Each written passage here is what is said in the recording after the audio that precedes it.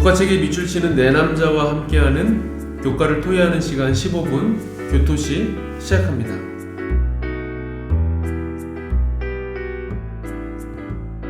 안녕하세요 성도 여러분. 오늘 제11과 예배를 통한 연합이라는 제목으로 함께 교과의 내용을 살펴보겠습니다. 오늘 함께 하신 세 분의 목사님 인사 함께 나누겠습니다. 윤은수 목사님, 조희연 목사님, 임민호 목사님 자리에 함께 하셨습니다. 안녕하세요. 네, 안녕하세요. 예, 반갑습니다. 먼저 기억절입니다. 또 보니 다른 천사가 공중에 날아가는데 땅에 거주하는 자들 곧 모든 민족과 종족과 방언과 백성에게 전할 영원한 복음을 가졌더라. 그가 큰 음성으로 이르되 하나님을 두려워하며 그에게 영광을 돌리라. 이는 그의 심판의 시간이 이르렀음이니 하늘과 땅과 바다와 물들의 근원을 만드신 이를 경배하라 하더라. 계시록 14장 6절과 7절의 말씀입니다. 우리가 연합하는 데 있어서 예배를 빼놓을 수 없는데요.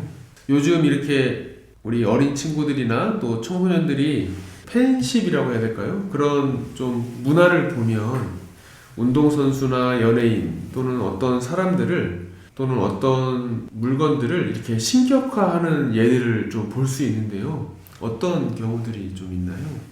예, 윤수 목사님.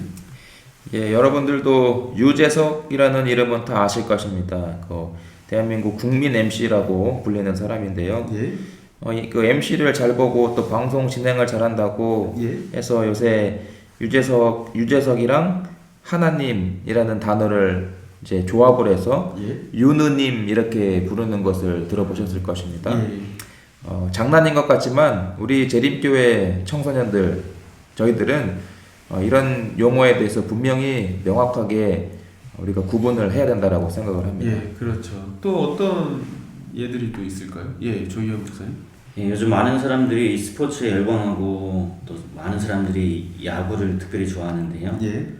전에 이 한화 이글스에 김경원 선수라고 하는 선수가 있었는데 그 선수가 한참 야구를 잘할 때 그 선수 이름 앞에 갓이라는 것을 붙여서 갓경원이라고 불렀던 경우도 있었습니다. 예, 그렇죠. 그래서 어떤 연예인이나 운동선수 또는 물건 앞이나 뒤에 영어 하나님을 뜻하는 갓이라는 단어를 붙인다든지 또 단어의 끝에 뭐 무슨 느님 뭐 이런 식으로 해가지고 신격화 아닌 신격화를 좀 하는 것을 주위에서 종종 보는데요. 이런 모습들이 예배와 무슨 관계가 있으며 또 그런 모습이 연합에 어떻게 또 영향을 끼칠지 또 이런 내용들을 좀 살펴볼 텐데요. 예배란 본질적으로 어떤 의미를 가지고 있는지 한번 먼저 좀 생각을 해보겠습니다. 예, 임민호 목사님. 네, 156페이지 첫 번째 단락에 이 다윗이 이 시편에 기록한 이 말씀을 통해서 우리들이 한번 그 의미를 한번 찾아보고자 합니다. 예. 다윗은 시편 29편 2절에서 이렇게 진술했다. 여호와께 그의 이름에 합당한 영광을 돌리며 거룩한 옷을 입고 여호와께 예배할지어다. 예. 이 말씀은 예배의 의미를 이해하기 위한 바른 방향을 우리에게 제시한다. 하나님께 드린다는 것은 그분께 합당한 영광과 존경을 바친다는 뜻이다.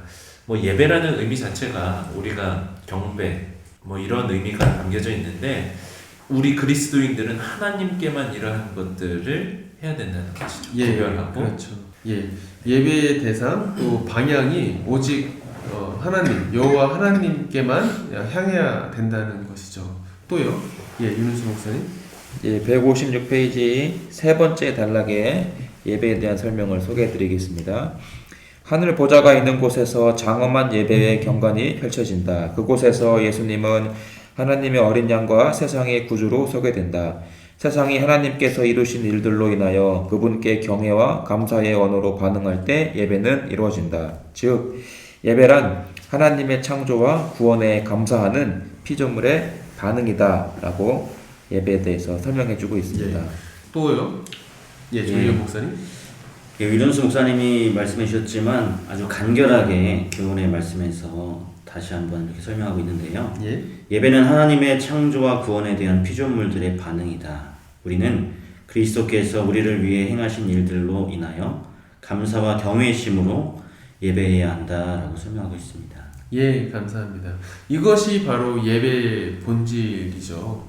그래서 세 천사의 기별 중에서 특별히 오늘 기억절 말씀 읽었던 것처럼 첫째 천사의 기별은 예배의 중요성에 대해서 우리에게 어떻게 강조하는지 다시 한번 좀 살펴보겠습니다. 예, 임민호 목사님. 네, 160쪽 세 번째 단락을 보도록 하겠습니다. 세 천사의 기별 중 첫째 천사의 기별은 온 세상에 한 소식을 선포한다. 그것은 예수님께서 마태복음 24장 14절에서 주신 예언의 성취이다. 세 천사와 그들의 사명에 대한 묘사를 보면 일종의 긴박함과 다급함이 느껴진다. 첫째 천사의 기별은 백성들에게 심판의 시간이 이르렀으니 하나님께 집중하라고 촉구한다. 예수님의 재림이 심판의 기폭제가 될 것이다. 예, 심판의 시간, 마지막 때, 그러므로 우리가 더욱더 하나님께 집중해야 할 필요성이 있다라는 것을 좀 말씀해 주셨고요. 또요, 예, 윤은수 목사님. 예, 같은 페이지에 교훈을 함께 보시겠습니다. 얼마나 예배의 중요성에 대해 설명하는지를 잘 정리했는데요. 첫째 천사는 심판을 앞둔 지상의 모든 사람들에게 하나님을 창조주로서 경배하라고 호소하며 경배가 마지막 시대의 핵심 쟁점이 될 것임을 예고한다라고 정리를 해주고 있습니다. 예, 또요, 예, 조희연 목사님.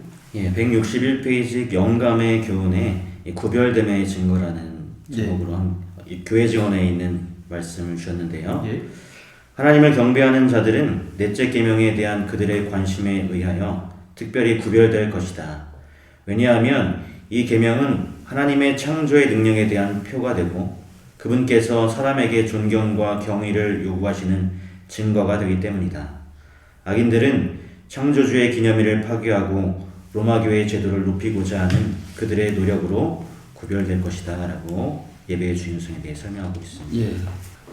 그러면 이렇게 우리가 성경에서 또 보고 이렇게 살펴보는 것처럼 예배에서 빠져서는 안 되는 요소 무엇이 있는지 좀 살펴볼까요?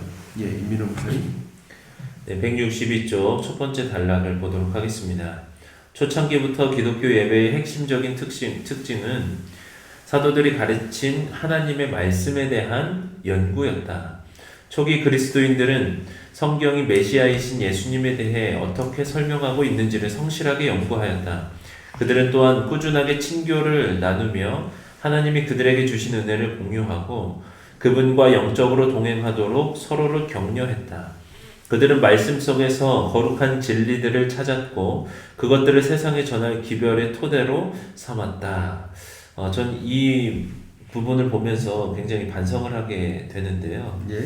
초창기 기독교 예배의 핵심적인 특징이 그 말씀을 듣고 그 말씀에 대한 연구를 했다라는 것이에요. 삶 속에 적용을 했다라는 것이죠. 예. 근데 저도 어디에서 말씀을 듣거나 하면 뭐 기록은 물론이고 제 삶 속에 적용하는 일들이 그렇게 많이 있지 않았던 것 같아요. 예. 다시 한번 되새김질하는 시간들이 필요한데 예. 이것들을 우리 모든 성도님들이 기억을 하시면 예. 정말 자신의 신앙에 유익할 것이라 생각이 되어집니다. 예. 예배에서 꼭 빠져서는 안 될 요소 하나님의 말씀 그리고 그 말씀을 듣고 또 삶에 적용할 수 있는 믿음 이것이 또 중요한 요소가 아닌가 생각을 해보게 되고요. 또 소개해 주실까요? 예, 윤은수 목사님. 예, 그 옆에 페이지 영감의 교훈에 보시면 또 중요한 요소를 영감의 글에 소개해주고 있습니다. 연합의 유일한 증서, 하나님의 말씀을 연구하고 깨달으며 순종할 때에 밝은 빛을 세상 사람들에게 반사할 수 있고 새로운 진리를 받아 실천에 옮기게 되며 우리들을 강한 결속으로 예수님께 묶어놓을 것이다. 오직 성경만이 우리의 유일한 경전이고 연합의 유일한 증서이다. 거룩한 말씀에 굴복하는 자들은 조화를 이루게 될 것이다 라고 중요한 요소를 소개해주고 있습니다. 예, 감사합니다. 그렇다면 어떤 면에 있어서 우리의 개인적인 예배뿐만 아니라 우리의 소그룹 또 교회라든지 이런 큰 대그룹 예배가 어떤 면에 있어서 좀 우리 신앙에 필수적인지 좀 한번 살펴볼까요? 예, 조희연 목사님. 예, 우리 교과책 164페이지 두 번째 단락에 이렇게 잘 설명이 되어져 있습니다.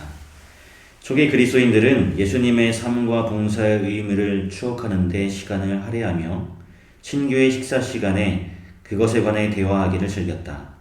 그렇게 함께 나누는 식사 시간도 예배의 순간이 되었다. 날마다 마음을 같이하여 성전에 모이기를 힘쓰고 집에서 떡을 떼며 기쁨과 순전한 마음으로 음식을 먹고 하나님을 찬미하며 또 온 백성에게 칭송을 받으니 주께서 구원받는 사람을 날마다 더하게 하시니라. 말할 것도 없이 이런 친교의 시간은 그들이 예수님 안에서 누리는 연합의 정신을 강화시키는데 크게 도움이 됐다라고 설명하고 있습니다. 예, 감사합니다. 예, 임민호 목사님. 네, 164쪽 교훈 부분에 보면 초기 그리스도인들은 함께 식사를 나누며 예수님을 기념했고 함께 기도하는 일에 전념했으며 예배로 모일 때도 기도하는 일을 빼놓지 않았다라고 말을 하고 있습니다. 예, 뭐든지 뭐 함께 했네요. 예, 감사합니다. 오늘 짧지만 또 이렇게 예배를 통한 연합이라는 제목을 함께 교과의 내용을 살펴보았는데요. 우리가 또 우리 소그룹이 더 충실한 예배 공동체가 되기 위해서 우리가 어떤 결심을 해야 되는지, 그리고 한번 좀 살펴보시면 좋을 것 같아요. 우리의 예배의 대상, 우리의 방향이 정말 하나님을 향하고 있는 것인지, 또 우리의 예배에 정말 하나님의 말씀을 사모하는 믿음이 있는지, 그 말씀을 깊이 정말 진솔하게 연구하고자 하는 마음의 태도가 있는지, 이런 여러 가지 것들을 좀 먼저 점검해 보고, 또 우리가 정말 하나님 앞에 정직하고 신실한 예배 공동체가 되기 위해서 여러 가지 결심들을 좀 하면 좋을 것 같은데요. 오늘 교과 내용 마무리하면서 조희연 목사님 간단하게 또 다시 한번 정리해 주시고 마무리하겠습니다. 예, 오늘 우리는 예배를 통한 연합이라는 제목으로 함께 공부를 해보았는데요. 특별히 우리가 하나님께 드리는 예배라고 하는 것은 하나님의 구원에 대한 감사, 우리의 감사와 또 반응이라고 하는 것입니다. 이러한 것은 우리의 교회 생활, 신앙 생활에 있어서의 연합과 친교의 필수적인 요소라는 것을 우리가 공부했고요. 또 그 교회 생활 안에서 이 필수적인 요소 가운데 우리가 항상 하나님께 기도하는 것, 그리고 진리를 깨닫고자 하는 이 성경 연구가 우리의 교회 안에 꼭 필요하다는 것을 배웠습니다. 예. 우리 모든 성도님들이 하나님께서 구별해 주신, 구별하라고 우리에게 주신 이 안식의 시간을 통하여 서로 친교하고 또 말씀을 나누며 함께 기도하며 하나님께 충성하시는 우리 모든 성도님들 되었으면 좋겠습니다. 예, 감사합니다. 오늘 제11과 예배를 통한 연합, 삶이 예배고 또 예배가 삶이 되는 우리 모든 교토시 가족이 되면 좋겠습니다. 이상으로 오늘 교과의 내용을 마무리하겠습니다. 저희 교토시는 다음 주에도 가장 쉬운 교과 토의 방송 되도록 최선을 다하겠습니다. 고맙습니다.